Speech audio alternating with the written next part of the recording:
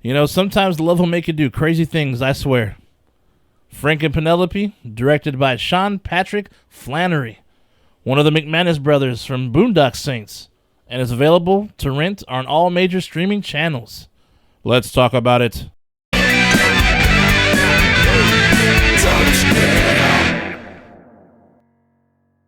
So here's Frank.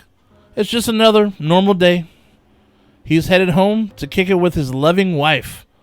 Upon arrival, Frank unfortunately catches his wife getting wrecked by who might be her physical trainer.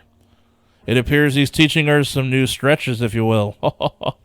Anyways, Frank cries and leaves the scene and goes to where any dude in his situation would go to get the edge off. To a strip club. I mean, right? So while he's there, he meets a stripper named Penelope, and she takes a huge liking to him. So much so that she wants him to take her away with him wherever he goes. She doesn't care. Problem is, they have to deal with her boss/boyfriend, who seems to be an asshole. So Penelope and Frank, or Frank and Penelope as the movie is called, they get into a tussle with this guy and to get the edge on him, stealing his money and leaving him dry as they head out. Now, Frank and Penelope are free to go and do whatever they want. But first, Penelope has a huge confession to make to Frank, alright? And once that's out the way, all is good and they move on. Things start to pick up once they stop by a little town off the stretch of a long highway where they meet a pretty interesting cast of characters, including a crazy religious zealot.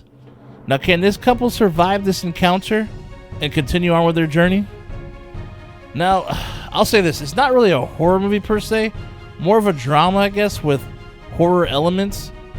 I would say this has true romance vibes, especially with the two main characters, how they met and their backstory. Definitely some similarities there. So, this movie, it was aight, I guess. I mean, The first and third act were okay, but the second act is where the problems began, though. Real slow and just seemed like it didn't know where it wanted to go. Some of the characters felt misplaced and didn't really need to be there. And some situations were just poorly executed. But still give kudos to Sean Patrick Flanery for trying to direct it, or for directing this. I mean, because directing ain't easy, so hey, kudos on that one. But the real question is, when are they going to make Boondock Saints 3? We've been waiting for a while, goddammit. Anyways, also shout out to Jonathan Skaich or Skyche. I do not know how to pronounce this guy's last name, but anyways, he starred in it as well. He plays a religious nut. I will say there's a pretty funny scene where he battles out with a car. If you're interested in watching the movie, check that out, because definitely pretty interesting.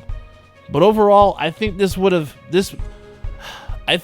been more interesting if the couple had traveled to different places and interacted with more people than focusing on one town of these whack-ass characters, to be honest with you.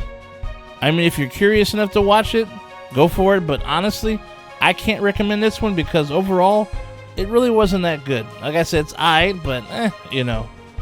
I would recommend you go watch True Romance instead because that movie is badass. But anyways, stay nasty, my friends.